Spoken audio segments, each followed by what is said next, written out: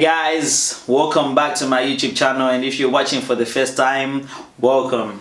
Don't forget to subscribe and hit that notification button to get updated with my new videos. Don't forget to also follow me on my social, Twitter, Instagram, Snapchat, Facebook, so that you don't miss the things that I post, because I do post quite a lot sometimes. So anyways, in today's topic, what am I talking about? Talking about the Zimbabwean culture and the Zimbabwean tradition, because I've been seeing a lot of posts, people asking Zimbabweans, do you guys have a tradition? Do you have a culture and whatnot? And a lot of people, my generation and the generation above and the generation below, they don't know, we don't know a lot about our culture, and I don't blame you guys, and I don't, literally, I really don't blame you guys. It's not our fault.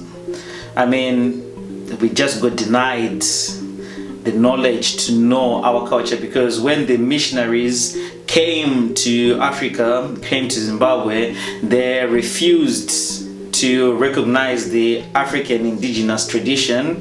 They're like, no. The way that we are teaching you is the only correct way. The only way we're teaching you is the correct way.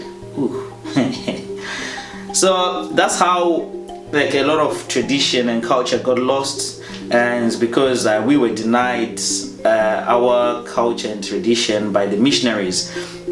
And now most of Africa is dominated by Christianity, and Christianity has also, the new people that are there now, they've also refused, to acknowledge the African indigenous tradition. And in Zimbabwe it's referred as the African traditional religion, and you got the actual main board, Zinata, that looks over all our Zimbabwean culture and the things that we do in Zimbabwe. So what is the Zimbabwean culture? Our culture is mainly based on our music. Our culture got so demonized by the colonizers that even the instruments that we have as Zimbabweans, they were just deemed as demonic. Because right now, if you see someone holding mbira or marimba, the first thing people will say is like, hey, they're worshiping dead people, they're worshiping dead spirits, of which that is not the case. There was a lost in some translation. Is it lost in translation? Yeah, something got lost in translation on the practices of our culture. So the practice as a tradition, as religion, from what I know is that when we are as Zimbabweans, how we pray to God is through our ancestors. We're not praying to our ancestors, but we are praying to God through our ancestors. That's all. That's been the Zimbabwean culture. So in the translation, a lot of people actually think that we are praying to the ancestors, but instead how it was before is we are asking the ancestors to intercede for us to God. Because in the Zimbabwean tradition, if I am going to marry someone, or if I am having to ask something from my father, traditionally I can't really go straight to my father and say, Dad, this is what I want to do. In our Zimbabwean tradition, I'll have to ask, it's either ask my little brother or even ask my uncle or my auntie and be like, oh, please, can you go and ask my dad, or tell him that, Dad, this is what I'm planning to do and this is what I want to do. It's just a respect thing. But like I said, something got lost in translation, and we people were thinking, even till today, people think you're worshipping the ancestors. Of course, like in every religion, we have false prophets, we have false this then that. It's a problem that is everywhere, so which is the same problem that faces the Zimbabwean culture, that when you're asking the ancestors, sometimes you won't know what the person you are asking to do something for you, what they were doing, if they were a clean person or clean people. Same as how these pastors these days you just trust the pastors in it, and you just go to them, and sometimes you don't understand, or you want to know if these people are really genuine men of God or they're just doing things of the flesh. It's also mad to think that a lot of people think that Zimbabweans, we do not have traditional wear. We actually do have traditional wear, but it's not as colorful as other nations compared to the Zulu tribes, you know, the Ndebele. I'm talking from Shona perspective. Our clothing usually is black and white, and that's just how it's been. I think it's beautiful, and I've seen some people incorporating the Shona colors and the Shona culture into their weddings, and it's looked very, very beautiful, and you can work with it. But some people are like, oh no, the colors are dull, you know, they're not that vibrant, or no. But that's just our clothing that we have, and the culture that we have. You know, we also have those beautiful ngundu, that feathery thing that you put on your head. Oh, that thing is beautiful. And yeah, so we do have our clothing, we do have culture, but our culture and tradition, a lot of it got demonized by the missionaries and the colonizers. We were told that our way was not the way, and the way that they taught us was the only way. It's funny how, like, sometimes when I see these African aunties and uncles screaming about, oh, you look naked, oh, you look naked, when they see a girl wearing a short skirt, or they have their cleavage out. Like, the cleavage is just, you know, some people got big breasts. Please allow them, let them be. If they're big breast and the cleavage is showing, why do you want them to cover? Because before these colonizers and these missionaries came to our land, we were walking freely with nothing restrictive. We were so comfortable. But now you've adopted this Western culture of wanting, you know, to, even the people in the Western these days, they don't even dress, but you still want to cover up, you still want to be enslaved and being told what to wear and what to do. I mean, it's funny how even in some companies and some schools don't even allow braids in America or here in the UK, and saying like, oh no, that's not appropriate. You know, they still want to tell Africans how to wear their hair, how to do this, how to do that. And in Africa, you still want to be enslaved and still be covered up so much. I really don't understand. That's it, where on the clothing.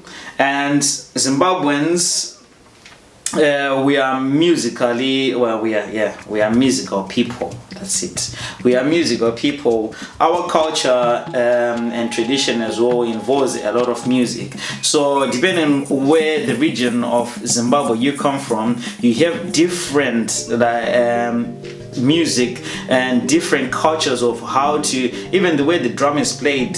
You know, there's Jerusalem, there is Mbende, Bakumba, Mchongoyo, you name it. There's a lot that Zimbabwe has to offer, but you yourself, you're gonna have to take time to have to go to learn about where you come from, and not listen to these people, because these people, when they tell you like, oh no, why do you want to do this, why do you want to do this, oh, this is the devil stuff, this is not, it's not the devil stuff.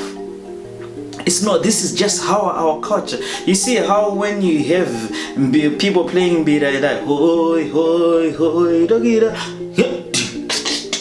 it's the same thing that you guys be doing at church, where you same thing, but just different angles. So as Zimbabweans, I feel like, you know, in schools it's something that needs to be taught compulsory, because even when I was in school, when I was playing drums, because I'm a very, very good drummer, and the teachers really wanted me to play, and I was hesitant and I was scared, because, you know, my parents would be like, no, that traditional stuff, no, only do the Christian things. But I still did it anyway, and I'm glad I did it, because when I play mbira or when I play the marimba, like I just feel a different connection that I can feel like my whole body. I feel whole. I feel like a true Zimbabwean. And even wearing the whole traditional Zimbabwean wear, I'm like, yeah, this is me. This is who I am, and this is my culture. I am my tradition. I haven't worn it in a long time because I really need to get now I don't want to call it a costume because it sounds like I'm doing something for a fancy dress, but yeah, our clothing, our Zimbabwean clothing is very nice for girls. I mean, traditionally it's called nembe, not traditionally it's called nembe. Like the name for our thing is called nembe. Yeah. And another thing that annoys me is the fact that a lot of Shona people always say, the Ndebele people are copying the South Africans. No, they're not. Like, go do your history and study your geography, and you see how these people are the same. Like, if for no reason, even the Ndebele people were the first ones before even, we go to the Zulus, Xhosa and whatnot. And in terms of the culture and whatnot, they were the first ones, I think. I mean, if my memory serves me right, from another thing that I read, the Ndebeles were there, and the Zulus came after the Ndebeles. But then again, they're still the same people. It's just the same thing, and the Ndebele have kept a tradition, their tradition. You see them at their weddings doing their music and not singing their traditional songs. But for us Shonas, this Christianity thing has had you brainwashed that you just think like that's the only way. The moment that you can't question your own religion, you have to start thinking like, wait, what am I missing? Because even this African traditional religion, sometimes you have to question it, like, like, why am I talking to my ancestors? Why can't I talk directly to God? But when you understand why, I mean, you understand it is the culture, it is the tradition, it's something for, it's respect.